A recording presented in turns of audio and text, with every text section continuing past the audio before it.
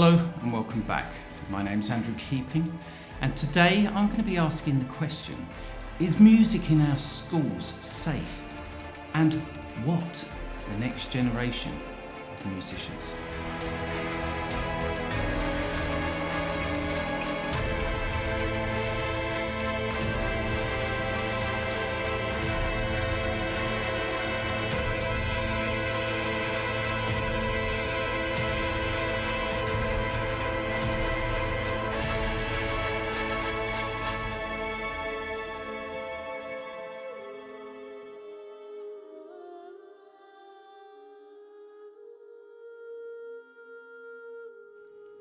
Back in October of this year, Lord Black of Brentwood tabled an oral question in the House of Lords, speaking about the fall in uptake of GCSE and general music in schools. He referred to it as very grave and undoubtedly the fault of the EBAC. The English Baccalaureate refers to a combination of subjects that the government thinks is important for young people to study at GCSE. New research from the University of Sussex into the secondary music curriculum provision between 2016 and 18-19 has revealed that music in schools is at a significant risk of disappearing altogether. Dr. Ali Daubney, Senior Teaching Fellow in Education at the University of Sussex, said, having warned in 2016 that performance measures and funding cuts risk making music education in schools extinct, our recent research highlights that the situation is now at crisis point in many secondary schools. We need to act now in order to reverse the decline and find ways to support schools to offer a sustained music education for all. Now, this comes no surprise to me as a lecturer of guitar at the University of West London and the London College of Music, and as a peripatetic guitar teacher in the state and private sector. I've seen a gradual decline in people taking up music, instrumental lessons in schools. This is being confirmed by many of my colleagues who, particularly in the wind and brass sector, are saying that there are so few students now taking up music in schools. That means that there is also a considerable lack of ensemble and group work going on inside schools. If the instruments aren't there, they cannot justify the expense of being able to provide for ensembles, orchestras. Orchestras are hugely depleted. And that part of one's musical education is vital because you're making music with other musicians.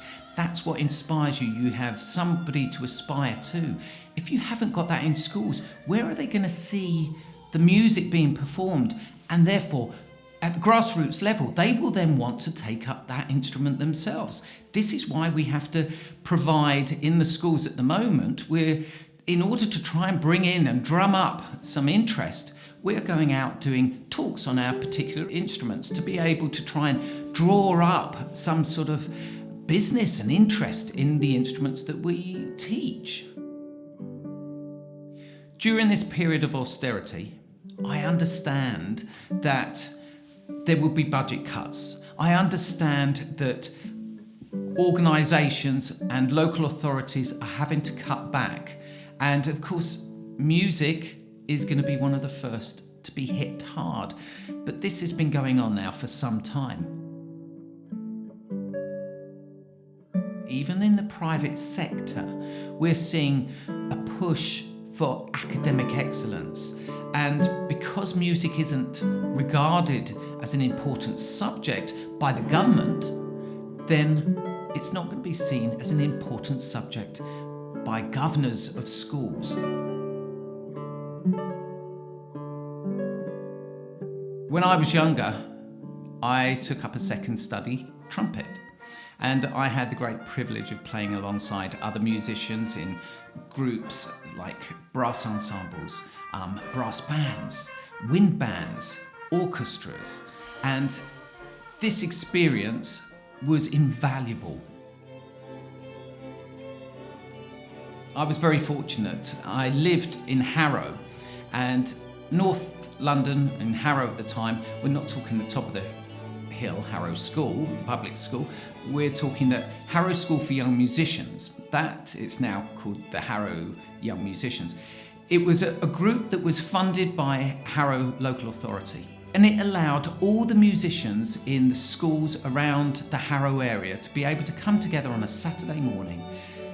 The best of the peripatetic music staff of those schools would come, and you'd have sectional rehearsals, you'd have ensemble and group work, you'd have brass bands, the symphony orchestra, and at the pinnacle was the Philharmonic Orchestra. They went and did the concerts in the big halls like the Royal Albert Hall, or they travelled abroad doing tours of France and all these grand countries. The best of the best would go on to the music conservatoires and the universities to study further. Playing alongside other musicians, exploring the plethora of musical repertoire and styles, that wealth of intangible knowledge afforded me one of the richest experiences of my young musical career. I would come out of the orchestra and play the Vivaldi Guitar Concerto in D major, and then later, when I finally graduated to the Philharmonic Orchestra as Trumpet 2, I would come out of the orchestra and I would go on tour with the orchestra, and I would play the Rodrigo Concerto de Aranjuez. Where else would a boy from a state school setup have that opportunity?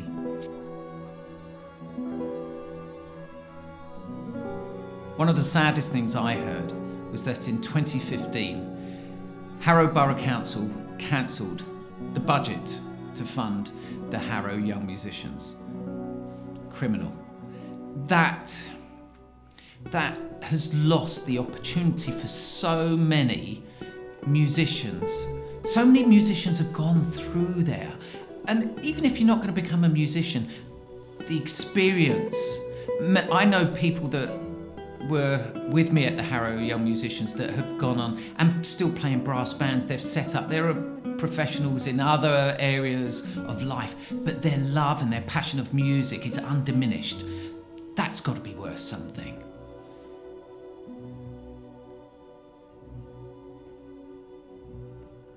Now, Harrow Young Musicians are having to find grants and budgets from other areas just to keep it alive.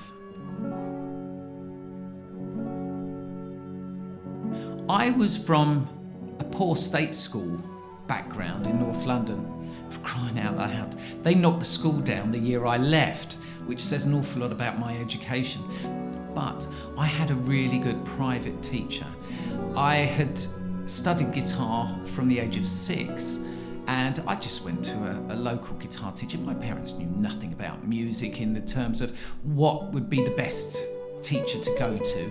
We didn't have the money to go to a private music school, and besides, at that point I didn't even know if this was something I was going to be any good at.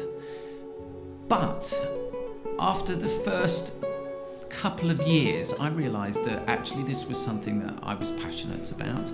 I happened to be quite good at it, and I needed to move up a level. So I started studying with a brilliant professor of guitar, Oliver Hunt. He was a technical wizard.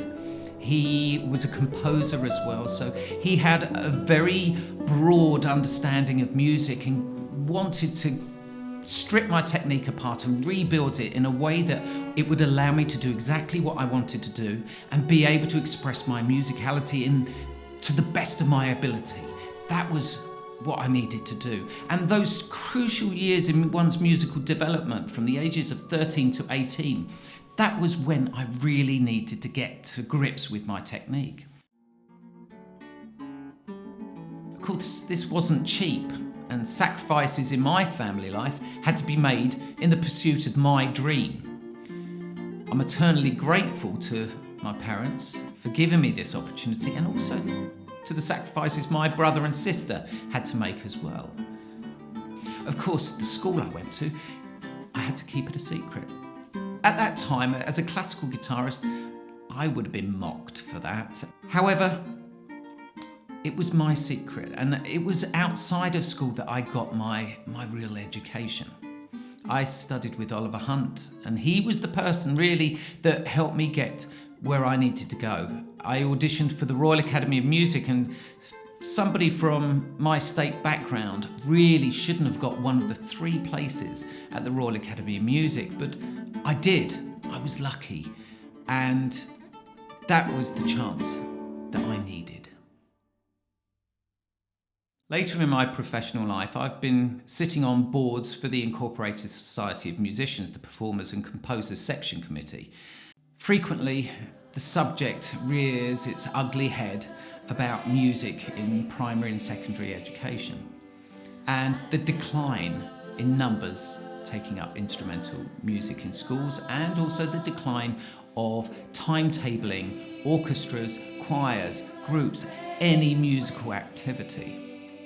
We would throw around suggestions, discussions, and impassioned ideas to be able to rectify this.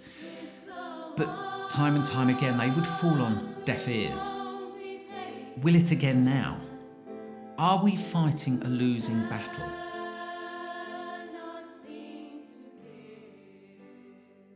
I'm an eternal optimist, however, and occasionally there will be a student that will come along that you see the potential in, and they listen. They have the same passion. They have the ability to absorb your experience and your knowledge, and they run with it. That excitement, that adrenaline that we as teachers are looking for all the time.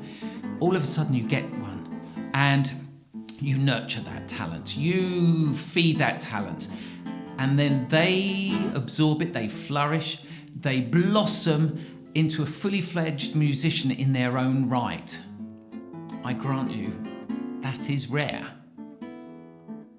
Here is one such student, Will Scott, a student of mine from the age of 13 to 18.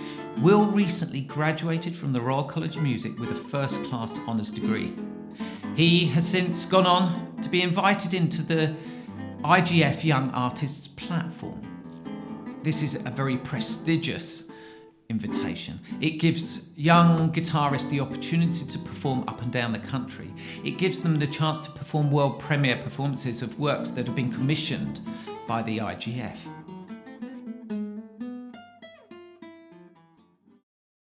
Last week, I was invited to attend the Royal College of Music's Guitar Festival in a day, organised by Gary Ryan. An excellent day showcasing the very best of the classical guitar in this country. But as I sat there listening to the great and the good of the classical guitar world today, and the very best young talents emerging from the grassroots level, I became increasingly aware that the guitar establishment of today in Great Britain is made up of the personalities and the aspiring students that shared the corridors, the practice rooms, fretboard harmony classes, lecture theatres, masterclasses, cafes, and of course the numerous pubs and clubs of London, Manchester, Birmingham, Scotland and Wales. I was lucky, from my state school background, to have gained one of the few places at the Royal Academy of Music. This photograph from the 50th anniversary celebration of the Royal Academy of Music's guitar department a few years back shows the guitar establishment of today. These guitarists cross the full spectrum of teacher, from grassroots, primary school, senior school to graduate and postgraduate study, both in this country and abroad. All vitally important roles in the future development of classical guitar in this country. We were inspired by the previous generations to overcome whatever obstacles stood in our way to become the new establishment. Most of us doing what we love most in life. Our hobby has become our career. Isn't that what life's all about? Being fulfilled, following and succeeding in making your dream come true. I know I'm a privileged person. I understand that. And I tell you what, every single day I thank my lucky stars. I really do. At this moment in time, I also ask the question, is the classical guitar in safe hands in this country? I'm probably better off letting my student Will Scott and his guitar quartet answer that question. Yeah, I think the fate of guitar lessons is definitely in good hands. There's so much more going on now. There's so many ensembles for younger children, and definitely more than when I first started out. I think it's a big drive at the moment for young players trying to make it as the industry. I feel like with today, a good platform for just kind of being able to play with these incredible guitars. So it's up to be able. But what of the next generation? Certainly, there are groups and individuals dedicated to giving every student the opportunity to thrive. But what of the opportunities for the kids from my background? New data released this week shows many parts of the UK are at risk of under-representation of the music industry, as lower income families are priced out of music lessons. Horace Trowbridge, the General Secretary at the Musicians Union, said, "With certain children priced out of learning musical instruments, we may well only be hearing the songs and sounds of the affluent in years to come. Those from poorer backgrounds will unfairly be increasingly underrepresented within the industry." The data released today shows the extent of the problems, and we would like to work with the government to address this issue. I say the very best of luck with that, Horace.